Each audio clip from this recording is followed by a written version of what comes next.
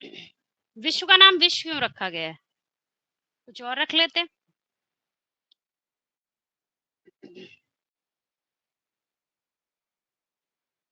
विश्व का नाम विश्व ही क्यों रखा गया? क्या उसमें कोई विशेष अश्व छिपा हुआ है? अश्व समझते हैं ना? अश्व मतलब मन रूपी घोड़ा। घोड़ा। मन रूपी घोड़ा है ना। आप उसको किसी केंद्र से जोड़ दें। ये बात उपनिषदों में भी आई कहानी की तरह। आप यदि उसको केंद्र से जोड़ दें तो क्या होता है? वो जितनी उसकी डोर होती है, जितनी लंबी, उतनी दूरी वो मापता रहता है आराम से। घास लगाई हुई हो तो घास चरता है। घास चरते चरते उसको कभी ऐसा लगने लग जाता है कि मैं स्वतंत्र हूं, मेरे ऊपर कोई बंधन नहीं है। लेकिन जब वो अपनी सीमाएं लांघ जाता है, अर्थात वो डोरी पूरी खिंच जाती है और वो उससे भी आगे जाने लग जाता है, अपनी स्वतंत्रता से भी बाहर जाने लग जाता है, तो खिंचाव पड़ता है उसकी गर्दन पर।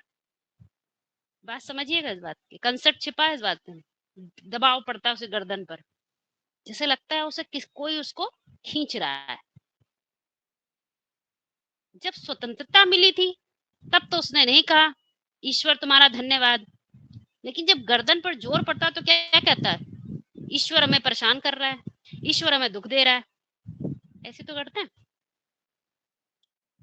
जब तक तुम ईश्वरी सत्ता के अनुकूल चलते हो तब तक तो ठीक, खाते रहो हरी हरी घास, दुनिया में जीते रहो बढ़िया, कोई नहीं तुमको परेशान करेगा। जब जब तुम ईश्वरी सत्ता का उल्लंघन करोगे तब तब वही जोर पड़ेगा जैसे उस घोड़े के गले में पड़ता है, खिंचाव पड़ता है तुम्हारे ऊपर। तो कहते हैं हमें ड्रामा में दुख मिल रहा है, हम परेशान हैं, हम दुखी हैं। बात समझ रहे हैं? वो घोड़ा क्या है? हमारे ही मन की बात समझाई जाती है। वो एक परिधि से, एक केंद्र से जुड़ा हुआ है। उसमें भी अपनी एक विशेषता है। हर अश्व में मन, जो दुनिया में आत्माएं है ना, मनुष्य जिनको कहते हैं, उन सब में अपने अपने प्रकार का एक विशेषता है। आपने अनुभव भी किया होगा, एक काम जो एक व्यक्ति कर सकता है वो दूसरा नहीं कर पाता, होता है ना। उसमें अपने गुण है, खासियत है। उसी खासियत के आधार पर, उसी विशेषता के आधार पर उसका संसार का निर्माण होता है। पर वो उस डोर को जब तक ढील मिली होती तब तक वो समझता है मैं तो स्वतंत्र हूं, मैं कुछ भी कर सकता हूँ। एग्जाम्पल ले लेते हैं आप लोग के सामने। जैसे वैज्ञानिक हैं, भौतिक जगत में जो अन्वेषण करते हैं, रिसर्च करते हैं, उन लोग वो लोग क्या करते हैं? वो कहते हैं हम तो फ्री, हम तो इसका भी तोड़ सकते हैं, एटम के अंदर भी जा सकते हैं और दुनिया के बॉटम तक भी जा सकते हैं, पानी के अंदर भी, सब हवा, सब जगह जा सकते हैं। तो ईश्वर की सत्ता भी कहती कर लो जितना कर सकते हो, तुम भी अन्वेषण करो। ढूंढते खोज करते हैं, ये फलाना ढिमकाना बना लेते हैं। हवा को भी अपने कंट्रोल में कर लिया, एसी बना लिया, हवा हमारे कंट्रोल में, हम चाहे ठंडी हम चाहे गर्म। ठीक, चलो ठीक बात, हम चाहे पानी गर्म हम चाहे पानी ठंडा, ठीक। हम चाहे ऊंचाई पे रहें, 200वीं मंजिल पे रहें, हम चाहे पहली मंजिल पे रहें, हमारी मर्जी। चलो, कहा ठीक, चलो ये भी चलने दो। हम चाहे चले तो इस रास्ते जाए, नहीं तो हम पहाड़ पे रास्ता बना लें, चलो ये भी ठीक। सब करते जा रहे हैं। लेकिन वो डोर, एक लिमिट है उसकी। हर चीज का दुनिया में नियम बना हुआ है। प्रकृति के भी नियम है, नेचर में भी आप देखेंगे हर जगह नियम है। तुम चाहो कि साइकिल चलाते हो रोड पर, तुम कहो आज हम साइकिल रोड पर नहीं चलाएंगे, शीशे पे चलाएंगे, शीशे के अपने घर में हम जमीन बनवाएंगे, उस पे चलाएंगे हम।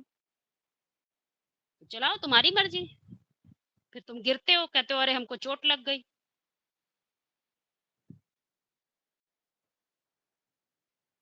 कोई बात समझ में आ रही ना?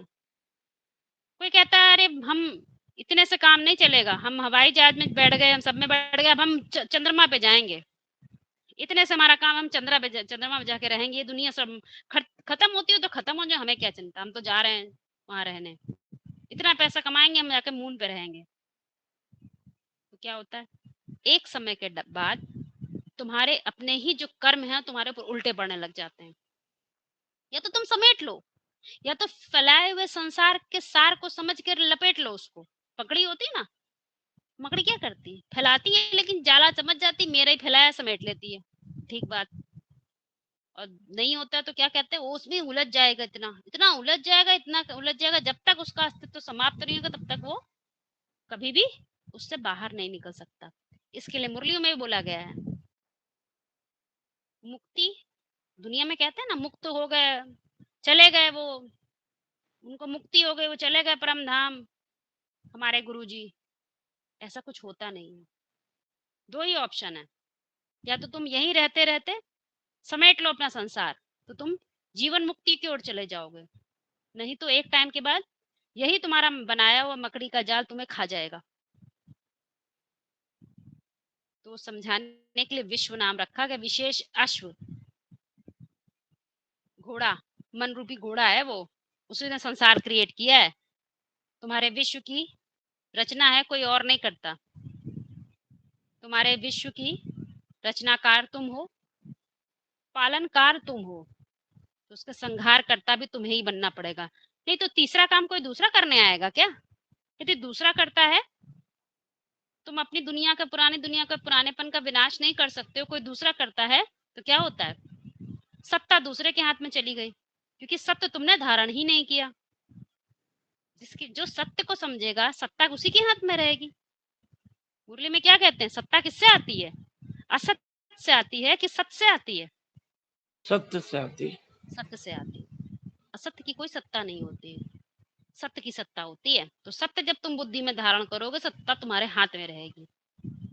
चाहे आप इसको विश्व की बादशाहत बोले, चाहे आप कोई भी बात बोले, मुरली में एक पॉइंट्स आते हैं, बस समझने की बातें हैं सारी। घोड़े वाला एग्जाम्पल सबको समझ में आया? कोई प्रश्न हो तो पूछे। असत्य की सत्ताएं कायम रहती है हाँ, हमेशा के लिए।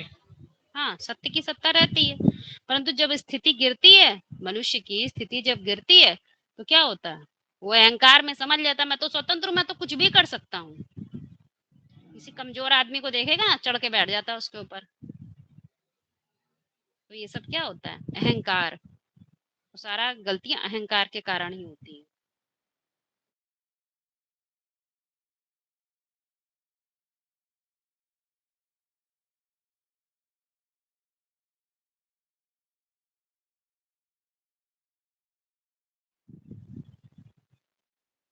अश्व वाली बात समझ में आ गई हमको, तो अब हम क्या करेंगे,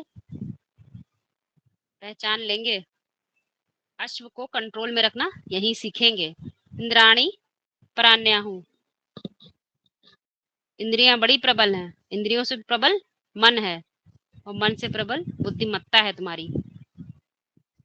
ये दुनियावी बुद्धिमत्ता नहीं, जो चालाकी वाली बुद्धिमत्ता लगाते हैं, हम ऐसा कर दें तो ऐसा कर लेंगे, जहां खाते हैं जिस थाली में उसी में छेद करने का प्रयास करने लग जाते हैं। बात समझ रहे हैं? तो यहाँ हमें वो शूटिंग नहीं करनी है, हमें बुद्धिमत्ता को, शिव का ज्ञान है, परम सत्य का ज्ञान है, उसको ही सबसे ऊपर रखना है। तभी शिव बाबा से संबंध बनेंगे, नहीं तो शव बाबा संबंध बन जाएंगे। दुनिया में भी कोई बाबा कहते हैं ना किसी व्यक्ति को, वो बाबा मर जाए लेकिन उसकी फोटो रखे रहेंगे, तो तुमने शिव बाबा संबंध बनाया कि शव बाबा से संबंध बना लिए? शव बाबा से बना लिए, हो गई तुम्हारी दुनिया गई। जैसे गुरु जी मरे, बस तुम भी मरोगे। इसीलिए मुरलियों में समझाया जाता है, व्यक्ति को मत पकड़ो, ज्ञान को पकड़ो। ज्ञान, सत्य गुरु, सत्य तुम्हारा तुम्हें गाइड करता है, सत्य असत्य नहीं। बताए हुए ज्ञान को समझो, ज्ञान ही सर्वोपरि है। महावाक्यों में अनेकों बार समझाया गया है, नहीं ज्ञान सद सम पवित्रम इहि विद्यते, ज्ञान से जास्ती पवित्र कुछ नहीं। तो गुरु जी को ही पकड़ लेते हैं ज्ञान देने वाले। मुरलियां कहती ज्ञान को पकड़ो, नहीं हम गुरु जी को पकड़ लेंगे। तो संबंध किससे बना लिए, व्यक्ति से। और हमें संबंध किससे बनाने हैं? शिव बाबा से। सभी को स्पष्ट हो रहा है? बिल्कुल स्पष्ट हो रहा है।